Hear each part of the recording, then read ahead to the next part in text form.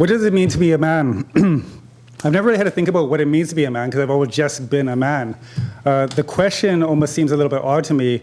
What does it mean to be a man? Because I think it's more of a question of biology, right? It's a question of biological fact. I'd rather put it as what is a man, right? Because then we can actually look at the roots of manhood and why we are the way we are.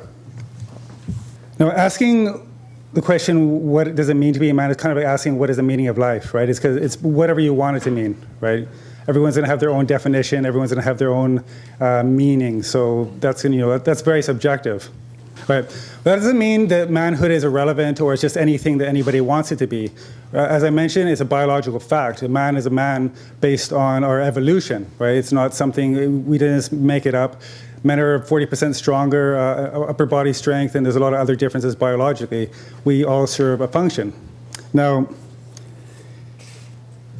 we developed in a world that was far more dangerous, one where men had to defend the tribe against natural dangers than other men. We developed as men to be tough, courageous, and resourceful. It wasn't a gender game, it was life or death. Nobody has a gender identity when you have to survive. We simply fall into our natural place, right, in order to utilize our strengths. As such, men became stronger and more aggressive because it served our communities. Now, society has changed, but our biology is exactly the same. A man is a man and a woman is a woman. I never felt ashamed of this and have always accepted things the way they are. Now, it's not necessary to reimagine masculinity. I think it's fine exactly the way it is. What it means to be a man today has been redefined by different interest groups, and most often those interest groups don't have men's interest in mind. Right? The media, which wants to manipulate men for money, pitches a sort of beer and boobies masculinity, which has nothing to do with being a man. Instead, it's about watching sports or drinking beer and talking about tits. And this is presented as the image of men today. Now, there's nothing wrong with these interests, but they really have nothing to do with men other than marketing products.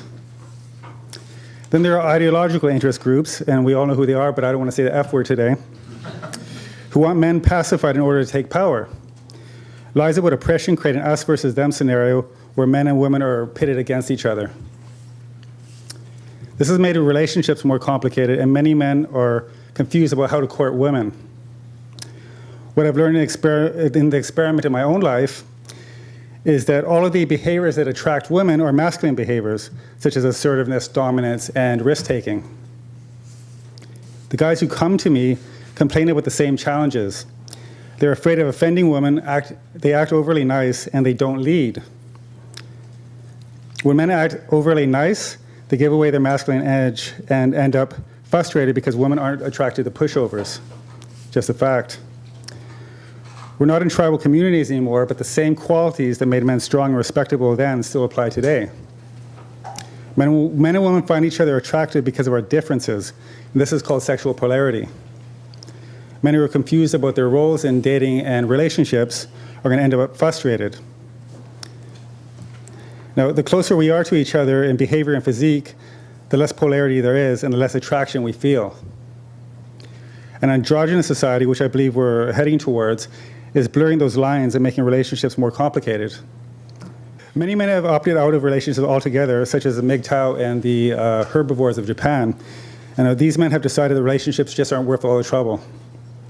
Now, one man I consulted had gotten out of a 10-year marriage, and he said his wife lost her attraction to him because he had become passive and allowed her to make all the decisions. Now, he was no longer wearing the pants, so to speak. He thought because she was independent, she could take the leadership role in the relationship.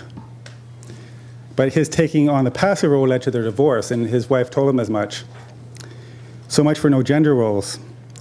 Now, I don't deal in theories. The guys who come to me want to see something that actually works. Now, pretending that we're the same only hurts men and women too. Our public lives may be different, but the same things that created attraction before still create it now.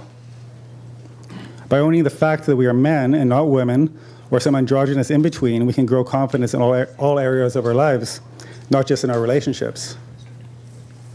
Personally, I opt for a masculinity that continues to be strong. But in the end, the only thing that men have to get right is that they choose to be the kind of men they want to be, regardless of what anyone else thinks. Anyways, thank you.